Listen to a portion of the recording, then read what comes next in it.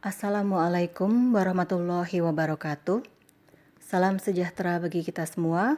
Om Swastiastu, Namo Buddhaya, salam kebajikan. Semoga kita semua diberi kesehatan dalam menjalankan kegiatan kita sehari-hari di masa pandemi ini. Baiklah, kali ini kita akan membahas mengenal Puebi pengganti EYD. Haruskah mengenal EYD lebih dulu sebelum Puebi? Iya, kenali EYD dulu sebelum Puebi. EYD itu sendiri apa sih? EYD adalah singkatan dari ejaan yang disempurnakan. Sementara pengertian ejaan merupakan seperangkat kaidah yang mengatur tata cara penulisan lambang bahasa, penulisan kata, penulisan kalimat, dan tanda baca. Perlukah belajar ejaan? Iya, setiap kita belajar bahasa Indonesia, pasti kita diminta untuk memperhatikan EYD. Mengapa? Bagi seseorang yang dituntut untuk sering menulis, seperti jurnalis, mahasiswa, dan para sivitas akademika, harus memahami EYD agar mampu berbahasa Indonesia yang baik dan benar. Apa itu berbahasa Indonesia yang baik dan benar? Menurut Uttara Dewa tahun 2020, berbahasa Indonesia yang baik berarti kita harus menggunakan bahasa Indonesia sesuai dengan konteks berbahasa yang selaras dengan nilai sosial masyarakat. Lalu, berbahasa Indonesia yang benar berarti kita harus menggunakan bahasa Indonesia sesuai dengan kaidah atau aturan bahasa Indonesia, meliputi kaidah tata bahasa, kaidah ejaan, dan kaidah pembentukan istilah. Selanjutnya, hubungan antara penggunaan bahasa Indonesia yang baik dan benar dan semangat bela negara.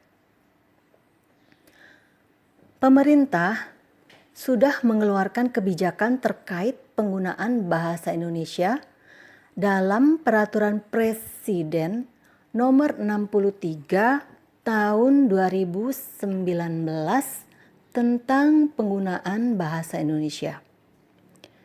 Kebijakan tersebut dapat menumbuhkan semangat bela negara. Oleh karena dengan menggunakan bahasa Indonesia yang baik dan benar, semangat nasionalisme secara alami akan tumbuh dan rasa bangga pun akan tertanam dalam jiwa kita. Wujudnya bisa berupa ragam lisan maupun tulisan.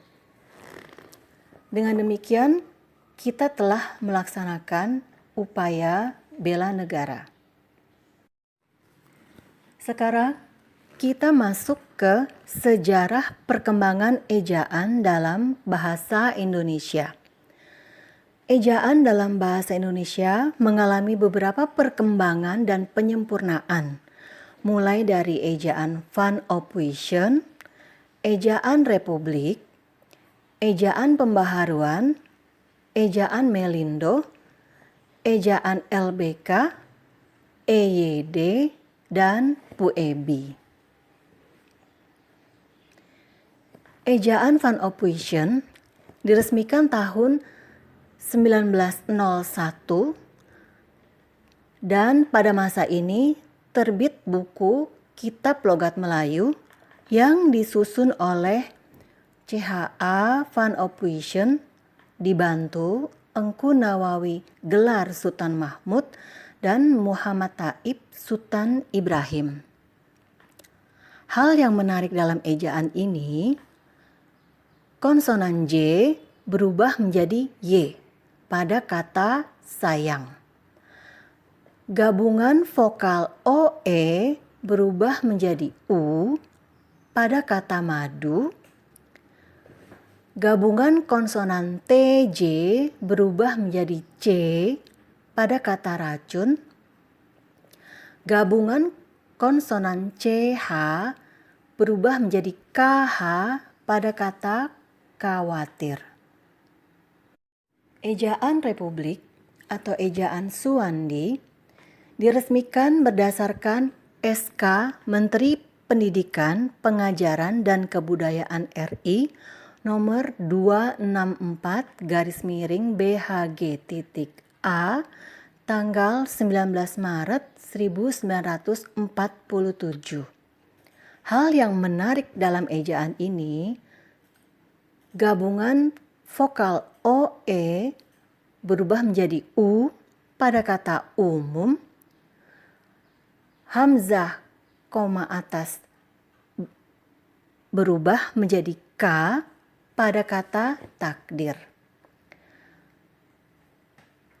Lalu gabungan kata boleh ditulis dengan menggunakan angka di akhir kata seperti pada kata rata-rata. Ejaan pembaharuan dimunculkan oleh Panitia Pembaharuan Ejaan Bahasa Indonesia. Disusun oleh Priyono dan Katopo berdasarkan SK Menteri Pendidikan, Pengajaran dan Kebudayaan RI nomor 448-S tanggal 19 Juli 1956. Hal yang menarik dalam ejaan ini, gabungan konsonan DJ berubah menjadi J pada kata jaya. Gabungan konsonan NJ berubah menjadi NY pada kata nyonya. Gabungan konsonan SJ berubah menjadi SY pada kata syah. Lalu gabungan vokal AI berubah menjadi AY pada kata santai.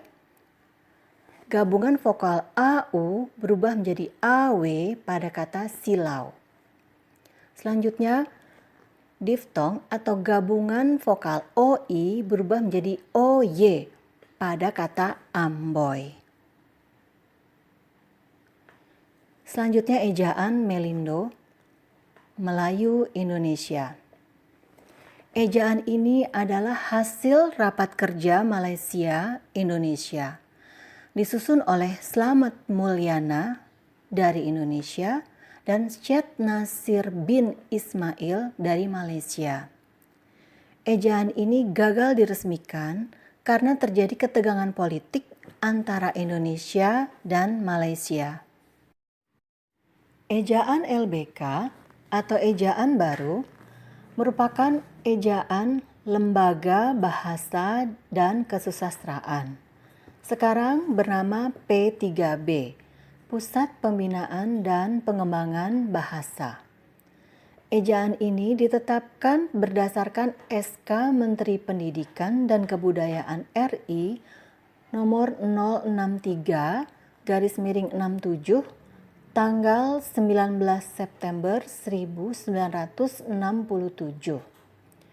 Berikut ini perubahan pada ejaan baru. Gabungan konsonan DJ berubah menjadi J pada kata remaja. Gabungan konsonan TJ berubah menjadi C pada kata baca. Gabungan konsonan NJ berubah menjadi NY pada kata bunyi. Gabungan konsonan SJ berubah menjadi SY pada kata syarat. Gabungan konsonan CH berubah menjadi KH pada kata makhluk. Selanjutnya kita beralih ke ejaan bahasa Indonesia yang disempurnakan. EYD. EYD diresmikan oleh Presiden RI Soeharto pada tanggal 16 Agustus 1972 dalam sidang DPR dan diperkuat dengan Kepres nomor 57 tahun 1972.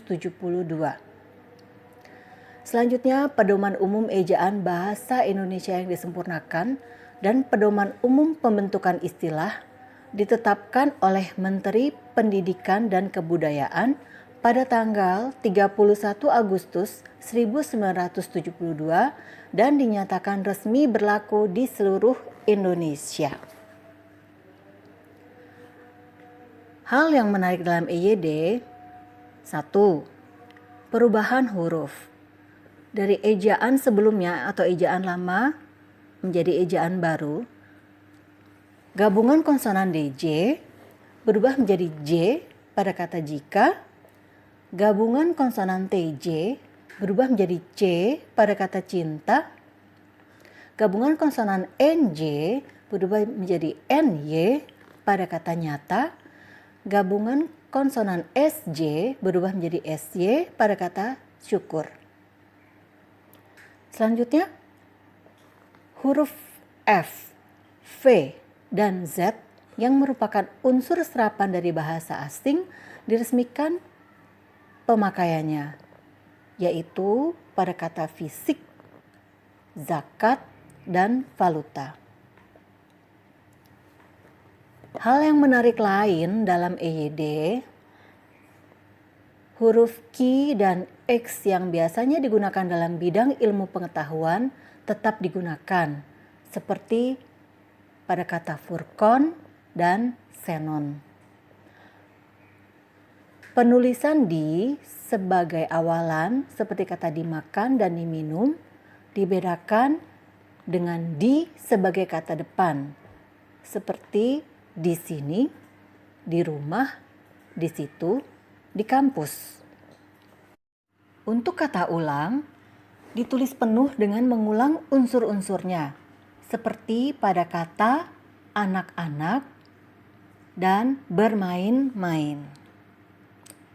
Lalu, benarkah EYD pensiun dan PUEBI berlaku? Ya, sejak 30 November 2015, Permendiknas 46 tahun 2009 tentang EYD, Pedoman Umum Ejaan Bahasa Indonesia yang disempurnakan, dicabut dan dinyatakan tidak berlaku lagi, digantikan oleh PUEBI, Pedoman Umum Ejaan Bahasa Indonesia. Pedoman ejaan terbaru ini merupakan edisi keempat berdasarkan Peraturan Menteri Pendidikan dan Kebudayaan Republik Indonesia nomor 50 tahun 2015 tanggal 26 November 2016. Jadi, sekarang yang berlaku adalah PUEBI. Mengapa ejaan berubah? Pedoman ejaan bahasa Indonesia memang berubah atau mengalami perkembangan dari waktu ke waktu, sejak ejaan Van Ophuijsen hingga EYD. Latar belakang perubahan ini adalah: yang pertama, supaya bahasa Indonesia dapat digunakan di berbagai ranah secara luas, baik lisan maupun tulisan, supaya bahasa Indonesia mampu mengikuti kemajuan ilmu pengetahuan, teknologi, dan seni. Lalu, pentingkah PUEBI? PUEBI dianggap penting karena mengakomodasi kepentingan penggunaan bahasa Indonesia yang disesuaikan dengan meluasnya ranah pemakaian bahasa Indonesia seiring kemajuan teknologi, ilmu pengetahuan, dan seni. Dengan demikian, bahasa Indonesia pun semakin kuat kedudukannya mengikuti perkembangan zaman dan ilmu pengetahuan. Namun sayangnya sebagian besar masyarakat Indonesia belum mengenal PUEBI, termasuk yang bergerak di bidang literasi seperti jurnalis, mahasiswa, dan sivitas akademika. Oleh karena itu, penting bagi masyarakat Indonesia dan para pegiat literasi untuk menerapkan dan mensosialisasikan puebi sebagai pedoman ejaan yang baru. Berikut ini adalah beberapa penulisan kata baku terbaru dalam puebi. Yang pertama adalah kata Assalamualaikum, Al-Quran, azan, zuhur, isap, merek, nasihat, risiko, gawai, swafoto, laman, pos-el, tetikus, warganet, narahubung, pelantang, salin rekat, luring, daring, pratayang, peladen, pramusiwi, KTPL, hektar, kaus, sirup, saksama.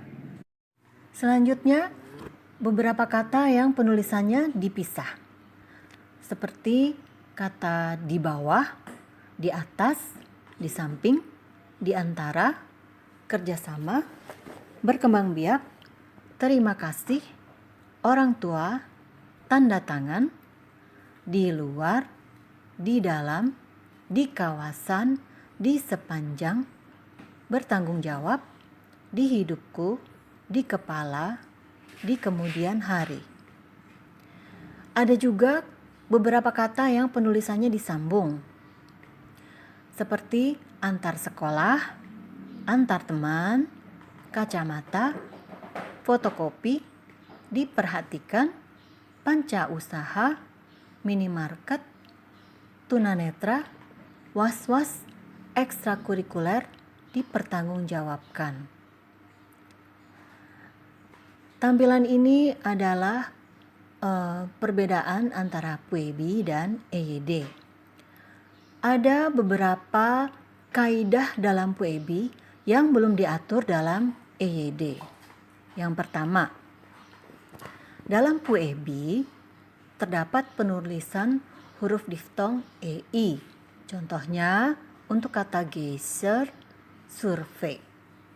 Yang kedua, dalam puebi huruf kapital digunakan pada huruf awal unsur julukan. Contohnya si Mas Menteri, Dewa Kipas, Sultan Andara. Itu semua adalah nama julukan. Yang ketiga, dalam puebi terdapat penambahan pedoman menggunakan huruf tebal untuk pertama, menegaskan bagian tulisan yang sudah miring. Contohnya pada kata El Clasico, L-nya dicetak tebal. Ora et labora, et-nya dicetak tebal. Raja Salman bin Abdul Aziz Al Saud, bin-nya dicetak tebal, al-nya dicetak tebal.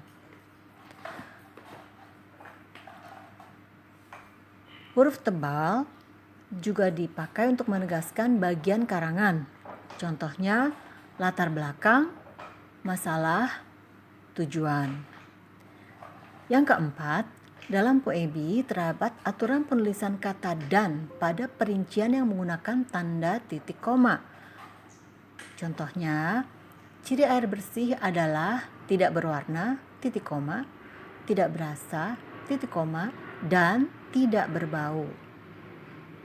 Dalam EYD hal tersebut belum diatur. Yang kelima, dalam puebi terdapat aturan penulisan bilangan dengan huruf untuk nama geografi. Contohnya, Raja Ampat, Kelapa 2, Simpang 5, Petak 9. Yang keenam, dalam puebi terdapat tambahan penggunaan tanda elipsis atau tanda titik 3 untuk ujaran yang tidak selesai dalam dialog. Contohnya, menurut saya seperti bagaimana, Bu? Jadi simpulannya, sudah saatnya. Seperti itu.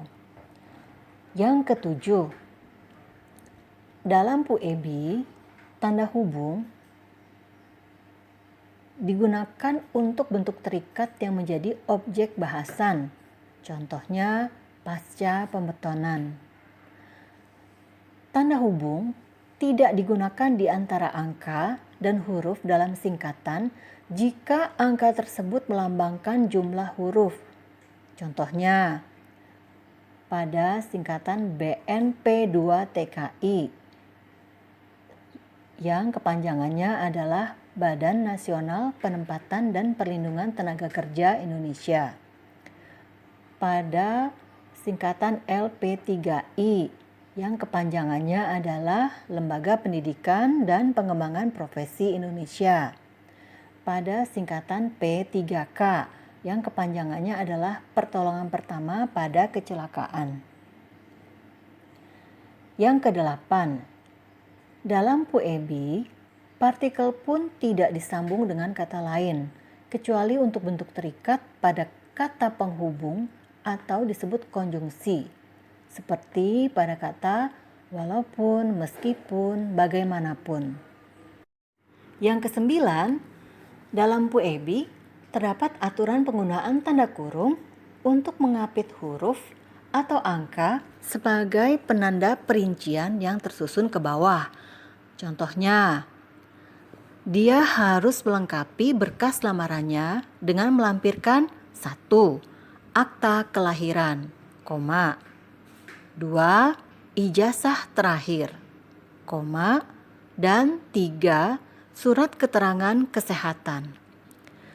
Butir 1, 2, 3 ditulis dengan diapit tanda kurung. Untuk lebih jelasnya, silahkan mengunduh PUEB atau memanfaatkan fitur PUEB daring yang disediakan pemerintah. PUEB daring adalah versi web ramah gawai dari Pedoman Umum Ejaan Bahasa Indonesia atau PUEB Permendikbud nomor 50 tahun 2015. Dalam PUEB daring terdapat beberapa catatan tambahan yang belum dinyatakan atau dinyatakan secara implisit pada dokumen asli Permendikbud nomor 50 tahun 2015. Jadi, Anda bisa mengakses PUEB daring dan memahami lebih lanjut rincian mengenai PUEB pada link berikut yang tertera pada layar. Harap diingat ya, sekarang PUEB bukan EYD lagi. Terima kasih.